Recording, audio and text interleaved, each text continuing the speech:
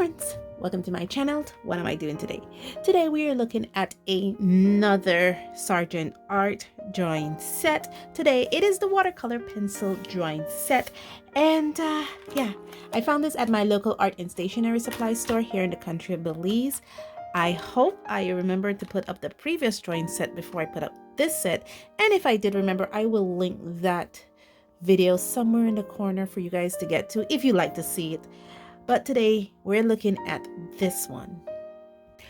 Okay, so the previous one I did not mention was actually 20 pieces. There were 20 pieces in it, but I described what those pieces are. This one boasts 19 pieces. Yeah, a whole piece less than the previous one. The Sargent Art Watercolor Pencil set contains a selection of drawing and coloring supplies. Watercolor pencils that colors and blends. There's 8. It says 8. Can be used in watercolor effects as well as in regular effects. 8. Why 8? I thought there was 11 pencils. Anyway, it contains a sharpener and larger pencils. And the sharpener, it contains a sharpener that can also sharpen larger pencils, not only regular pencils, and 6 watercolor paints with a brush. 8. I thought it was 11, but anyway, let's look at this a little bit closer. Okay, so the Sargent Art Watercolor Pencil set, like the Sargent Art Color Pencil set that I recently have, basically said that excellent color and blending used for regular pencil effect as well as with water to give you the watercolor painting effect. It has a sharpener that can sharpen both regular and larger size pencils, and watercolor cakes can be used for adding soft tones of color as well. Of course, it confirms to ASTM 4236 and is not suitable for children under the age of 3. But we're gonna see if it can be suitable for children between 3 and 10, because I am thinking these little things here, you may not want to give to your 3-year-old. At least these little things here. And we're gonna check if this brush is really good. I might be surprised. Okay, so I have not opened this before, so it might be a little tight because this is how it comes. Yeah, again, suitable for children 3 and up. Let's see if it flips up or flips. It flips. Oops, what the heck in who's? Oh, it has its own little watercolor pen. Ain't that cute? Oh, that is so cute. That it's a little watercolor pen that's stuck. Look at that. A little plasticky, a little cheap, but it's cute. So we're gonna put this back. Oh, it has its own removable little pen. Okay, I have some stuff here. I'm just gonna see if it snaps back like the previous one. I remember I had to put something down to hold it. It doesn't snap back. As you can see, it stays forward, but it's still a little liftedy. So I might want to put something just to hold it down on this side. Okay, so first we're going to check out the watercolor pencils. And why am I going all the way from me? Let's check it out. Check out. Why can't I talk today? Okay, I might need to go and drink some water. So on the pencils, we have that beautiful gold font Sargent Art Watercolor Pencil marking. This color I have in my hand is dark blue. It does come with a coating here, gold coating, but its end cap look like it has the color indication. And there's the pencil in all its beautiful glory. I think all these pencils on this side is the same. This one should be black, yeah. Remember, I have not opened this before, so yeah, you're getting my first impression. Now let's look at this double hole sharpener. I remember I was impressed with the first sharpener that I got, so much so that I did not put it back with the kit. It's right here. This was the first sharpener I got, and they both look the same, just that this one is a bit darker, but maybe it's the light it's in, but they both look the same. Yeah, so it's probably just a sharpener they have a lot of. The Watercolor Cakes. Ooh. You know what I want to do? One moment. Okay, what I wanted to check out. Did I check it out? I hope I did. I was trying to see if I could get color from this. Oh shoot, I took out the whole. Maybe this is not suitable for a child my age, because I just basically took out the thing. What I want to do, I'm not sure if it recorded just now. I wanted to see if I could get color from this, so let me flip it over, because it feels kind of chalky, that if I rub it against a dry surface without wetting it, I could probably use it like chalk pastels. But there's not much thing rubbing off there. That was what I was saying. So, and I don't think, maybe I'm underestimating 3-year-olds, you know, because definitely underestimating my age. That, you know, because if you put a little too much water in this, you might need parental supervision, because I can see a mess happening. Okay, so now that we looked at that, I think the sharpener is a standard sharpener, so we don't have to look at that in detail. The Watercolor Cakes does not have any color name. Let me flip this over. Thank you for coming out. No color names indicated here about those Watercolor Cakes.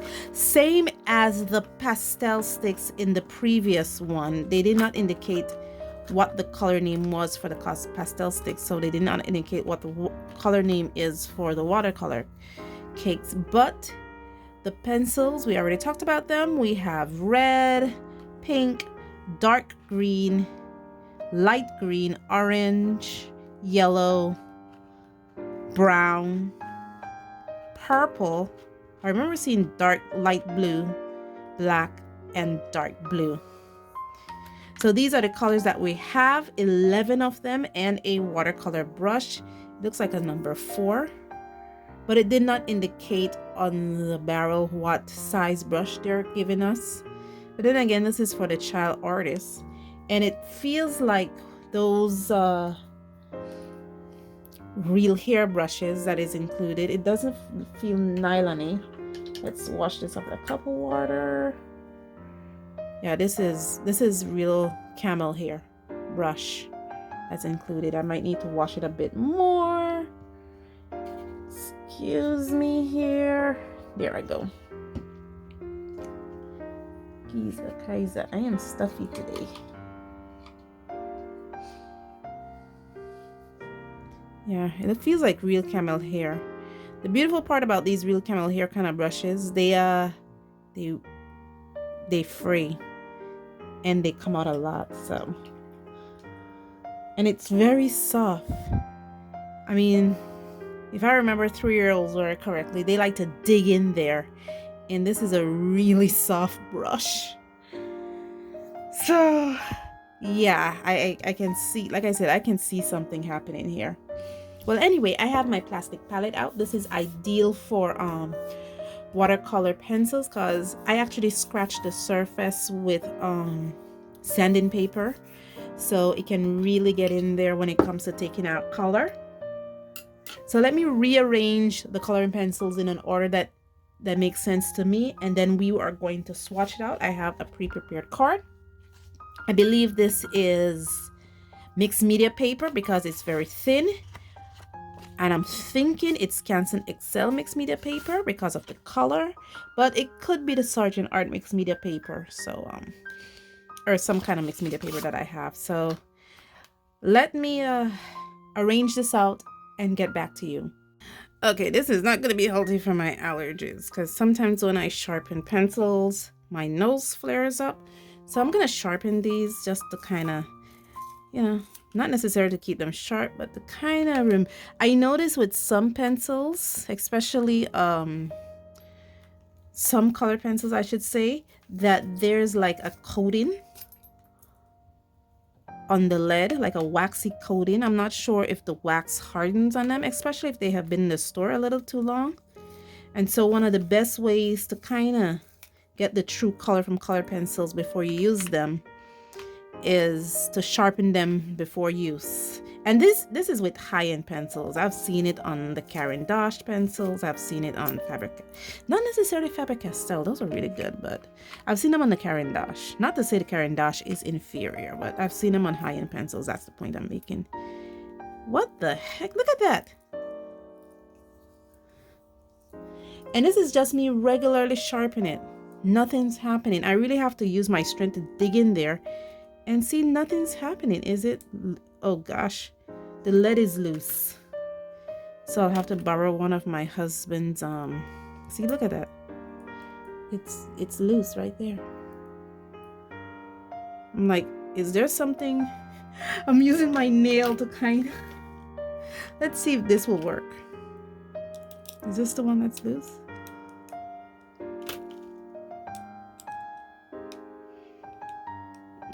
Yeah, this is not gonna work. I need a little screwdriver and I don't have any.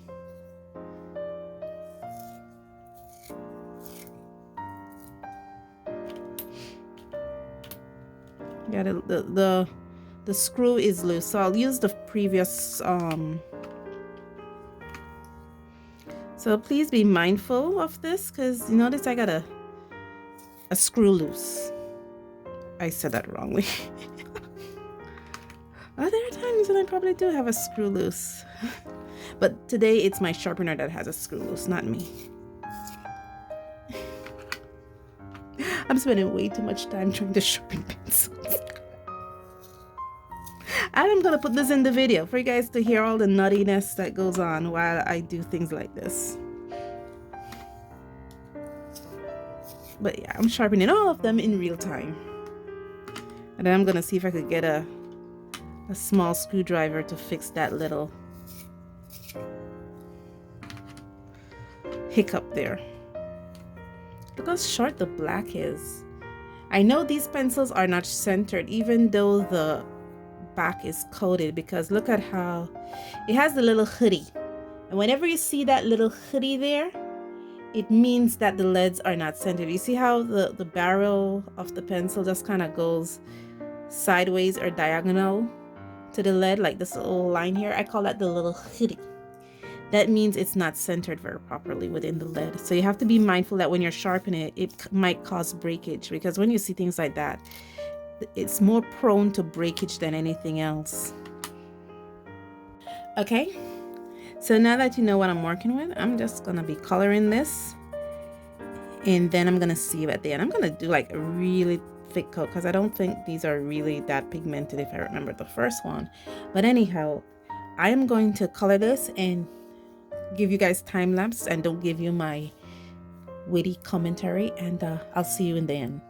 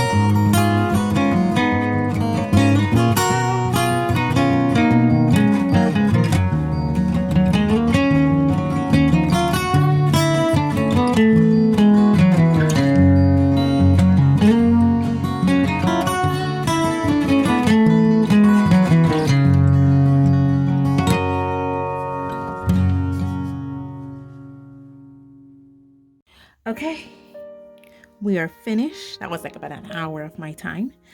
And the only reason it took so long is the pigmentation on the coloring pencils or the watercolor pencils was that it was not that bright.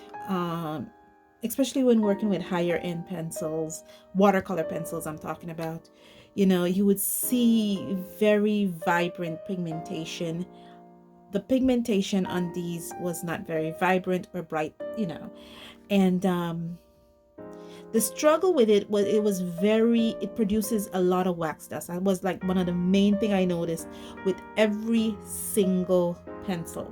it produced more wax dust than the previous set that we reviewed, and it was it was not necessarily the pigment itself within the pencils that diluted, but more the wax dust that it produced. As you can see these little specks here, especially in the yellow and the blue, you see those little specks. Those are actually the wax dust. And when the wax dust get in the fibers of the brush, and well, the brush is already wet, you will see that able to translate better. So what I did for the watercolor pencils, and you can actually see it here too, because I did not wash most of my palette out, you can see the wax dust. So when the wax dust get into the fibers of the brush, then I was able to produce some very vibrant colors on this. So you'll see like little streaks in the top swatches here. Those are from the wax dust that produced within the fibers of the brush. You can see a lot of wax dust here. So it basically crumbles on you. The one disadvantage I had was with the dark green. As I put it on the first time, and I probably would have showed it in the time lapse, it broke on me, so I had to resharpen it. And the sharpener I'm using is from the previous set, not from this set, because I have to fix this one. So I had to resharpen it and try not to sharpen it to an exact sharp point, but a little blunt point, so that it holds it point a little better. Like I said, once you see pencils with that little hood, it means they're not really centered. But again, this is for the beginning artists, the child artists. So, you know, a lot of times when it comes to beginning artists and children artists, they don't put a lot of effort, you know, gosh. I don't want to say they don't put a lot of effort, but it's like they don't. The brush it didn't fray on me. That's the good thing. The fibers or the bristles of the brush held. They didn't come out. But it was too soft. And I'm thinking like a 3-year-old, you know. Again, maybe I'm not giving 3-year-olds enough credit here, but it's very, very soft. Look at that. And all I'm doing is brushing next to my finger. Now you can imagine a 3-year-old going in there, digging in there with the paint. And this brush is, you know, basically like squirrel hair. And thankfully, I know how to work with squirrel hair brushes, so I know the strength and the kinetics or the touch it will need. You know, sometimes I like to use terms from my medical training, but you know, the kinetics or the touch, basically the amount of strength or pressure you will need to able to paint with a brush like this. But for a 3-year-old, again, maybe I'm not giving 3-year-olds enough credit here. But this was not working for me. So what I had to do was I had to pull out one of my nylon brushes here. This is from Pointer. It's a size 8 flat. And this was it's a stiffer brush. As you can see, it's a really stiffer brush.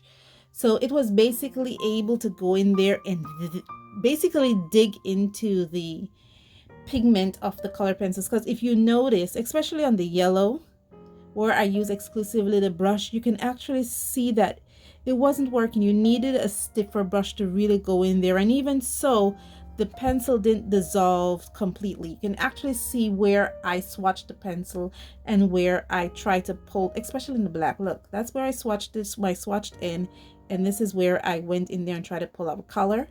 And you can actually see it didn't dissolve completely. Now, excuse me, that was for the watercolor pencils. Now let's talk about the watercolor cakes. The watercolor cakes, again, maybe I'm not giving 3-year-olds enough credit, but I used the first one with the brush here. And again, you really had to go in there and dig in there, literally like dig in there to get, you know, color out, because these were very hard, while this brush is very soft. And if you noticed, the yellow, where I use exclusively only the brush, it didn't swatch out vibrantly like the other 4 colors. And that's because I used a wet brush on dry pigments, and the pigments were very hard. I did the same thing with the red, where I used the wet nylon brush on dry pigment. And again, you really had to dig in there. What I learned to do is pre-wet my pigments, and that's from blue to black. And when I was able to pre-wet my pigments using the nylon brush, then I was able to really pull color out of it. And you can see the, oh gosh, I hope it did not, because they're still wet a bit. And you can see even the yellow, they're very, very opaque colors. So I'm thinking there's a bit of filler in there. I don't know if it's chalk or not. I cannot say because they didn't say what they made it with,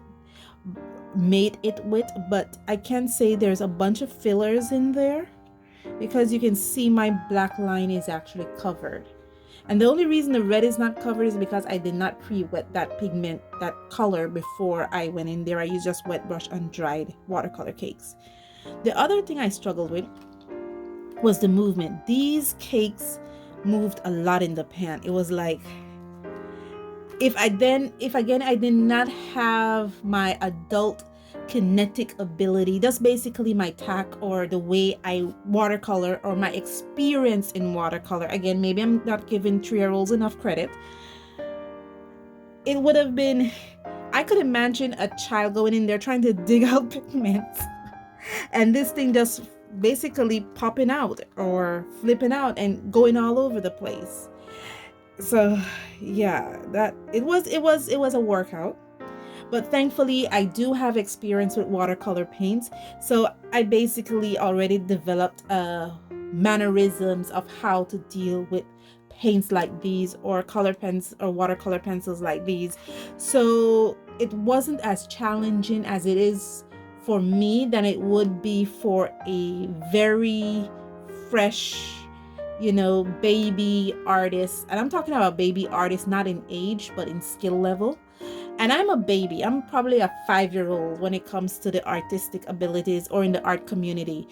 But I'm talking about the person who has never tried this before, knows nothing about art. They're basically a brand new, newborn baby into the art world.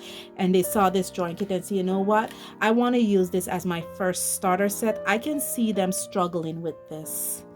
You know, because I'm a 5-year-old in the art community and I struggled with it a bit. So I could just imagine somebody who's just brand new out of it. Having said that, now I'm not saying that these are bad. Oh, they're the absolute worst. I'm not saying that at all. I'm saying that using this medium takes a learning curve. That's what I'm saying. It takes a learning curve. And you really need to know how to work with it, to develop that tact in working with it, or that touch or that skill level in working with it, because if you don't know how to work with it, it will not produce the results you're looking for. And again, maybe I'm not giving 3-year-olds enough credit. You know, they're smart nowadays. They're really, really smart. I mean, I have a 3-year-old in my life who knows more about Snapchat than I can't even say the word Snapchat than I do. She really does. She knows how to use Snapchat. I don't know a thing about it. And she's a Snapchat queen, and she's about 5 years old. So yeah, I'm not giving 3-year-olds, probably I'm not giving them enough credit because those babies are smart. But I'm talking about the brand new, you know, out of the womb baby artists who want to use this as their first drawing set. It might take you some time to learn how to work with it. You know, so what I'm gonna do, I'm gonna go off camera. I'm gonna do some exercises with these because this was my first impression of this set, and I know now that it takes a learning curve. So because I know that, I already had a piece. Literally, I did have a piece all pre-lined up, all pre-drawn up to do, but because now I learned that this takes a learning curve, I don't want to do this piece just yet. I might choose another piece to do it with. I might use this as my practice piece and then come back to you with something else, because this takes a learning curve and I'll have to work with it some to try to develop that, you know, the tact, the touch, and how to work with it, how to respect this medium and bring the full strength of this medium to you, and also bring to you what I've learned about it. Because just swatching it out, you learn a lot. But actually working with it, you learn even more. And that's what I want to do. So I'm going to go off camera now. I'm going to take some time. I'm going to work with this, and then I'm going to bring this back to you, showing the full strength to my ability, to my 5-year-old artistic world ability, how I work with this. And then we're going to discuss some of the little things that I've learned with it. But until then, guys, thank you so much for joining me on this journey. Let's do this journey together. And as always, stay safe, stay blessed, and I'll see you in the next one. Bye.